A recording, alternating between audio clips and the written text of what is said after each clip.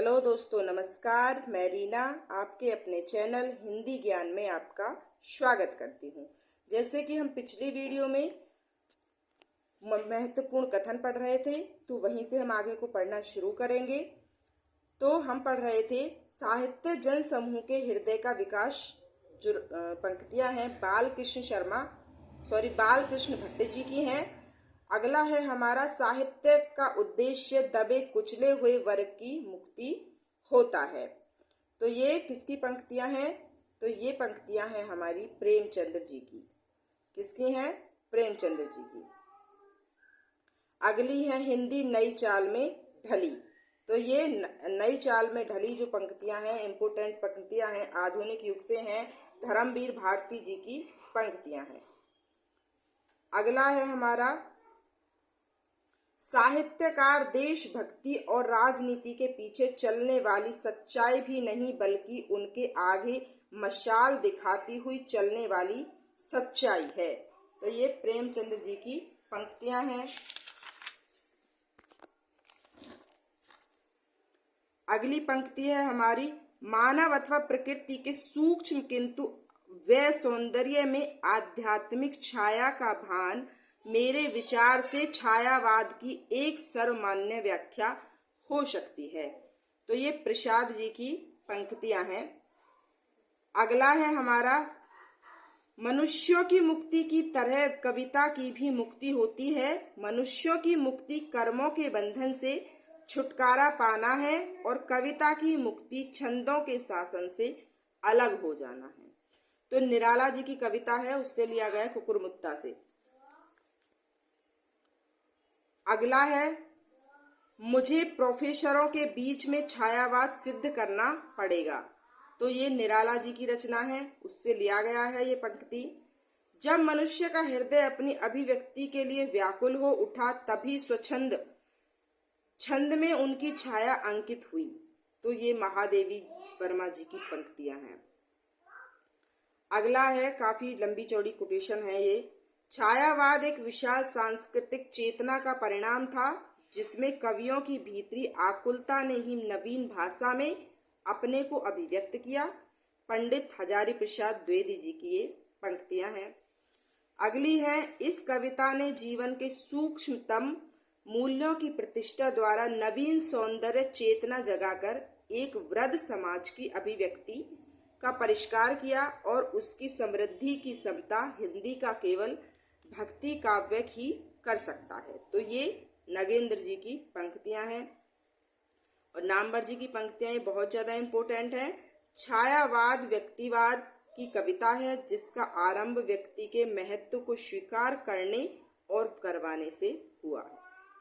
तो ये डॉक्टर नामवर सिंह की पंक्तियां हैं। अगला है छायावादी कवि सुंदर शब्द संचय द्वारा अपनी रचना में आकर्षण, सजावट एवं संगीत उत्पन्न करना चाहता है।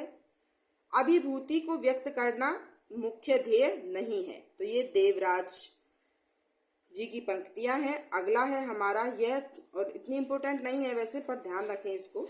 अगली है यह छायावादी काव्य सरासर हिमाकत, धृष्टता, अहमन्यता तथा हम चुनौती गेरेंस के सिवाय और क्या हो सकता है। तो ये महावीर प्रसाद द्विवेदी जी की पंक्तियां हैं।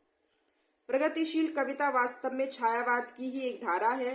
दोनों स्वरों में जागरण का एक उदात्त संदेश मिलता है। एक में नवीन जागरण का, दूसरे में लोक जागरण का। तो ये पंत जी की पंक्तियां हैं। प्रगतिवाद समाजवाद की एक साहित्यिक अभिव्यक्ति है। ये डॉक्टर नगेंद्र जी का कथन है। हम इस प्रगतिवाद को उनसे अज्ञे जी से हम इसको रिलेट कर देते हैं, बट उनकी पंक्तियां नहीं है ये। तो ये प्रगतिवाद समाज की ही साहित्यिक अभिव्यक्ति है। तो ये नगेंद्र जी का पंक्तियां हैं।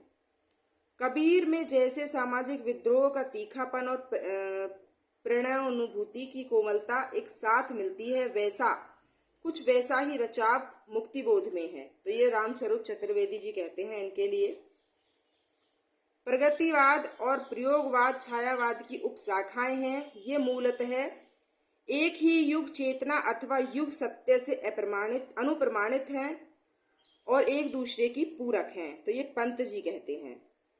यहाँ एक ऐसा दल है जो उच्च शिक्षा और शायद सोशलिस्ट भी है।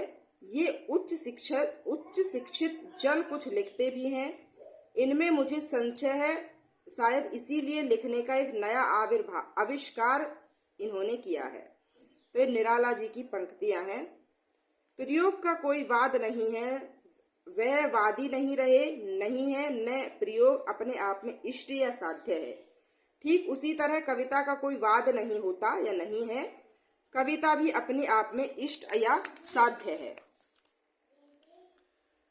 नहीं। अतः हमें प्रयोगवादी कहना उतना ही सार्थक या निरर्थक है जितना कवितावादी कहना। तो ये अज्ञे जी की पंक्तियां हैं। ईश्वर ने मानव के रूप में अपनी प्रतिमा का निर्माण किया। कुशल शिल्पी होने के नाते उसने प्रत्येक प्रतिमा भिन्न और अद्वितीय बनाई है। भिन्न होने के कारण प्रतिमाएं परस्पर प्रेम कर सकती हैं। अज्ञे जी की पंक्तियां हैं ये। मैं उन व्यक्तियों में से हूँ और ऐसे व्यक्तियों की संख्या शायद दिन प्रतिदिन घटती जा रही है जो भाषा का सम्मान करते हैं और अच्छी भाषा को अपने आप में एक समृद्धि मानते हैं या सिद्धि मानते हैं। ये अज्ञे जी की पंक्तियां हैं। वस्तुतः नई कविता प्रयोगवाद का ही एक विकसित रूप है। तो ये गोविंद शर्मा रजनीश कहते हैं। रजनीश इनका उपनाम है, गोविंद शर्मा का। अगली पंक्तियां हैं। बच्चन और दिनकर दोनों प्रतिद्वंदी कवि हैं। बच्चन की भाषा दिनकर से जोरदार है। दिन के भाव बच्चन से अधिक उन्माद, सारवान और साम्यक हैं। दोनों में जो एक दूसरे को ग्रहण कर लेगा वही हिंदी कविता के वर्तमान और अगले युग का नेता होगा। तो राम नरेश त्रिपाठी जी इन पंक्तियों को कहते हैं। तो ठीक है दोस्तों, धन्यवाद। आज इतने ही कथन हम पढ़ेंगे। तो अगली वीडियो में हम कुछ महत्वपूर्ण रचना और उनके रचनाकार पढ़ेंगे। तो धन्यवाद दोस्तों। अगर मेरी वीडियो से आपको थोड़ी सी भी हेल्प मिल रही हो तो कृपया मेरे चैनल को लाइक करें, सब्सक्राइब करें, शेयर करें, कमेंट करें और मेरे चैनल को सपोर्ट करें। धन्यवाद दोस्तों, नमस्कार।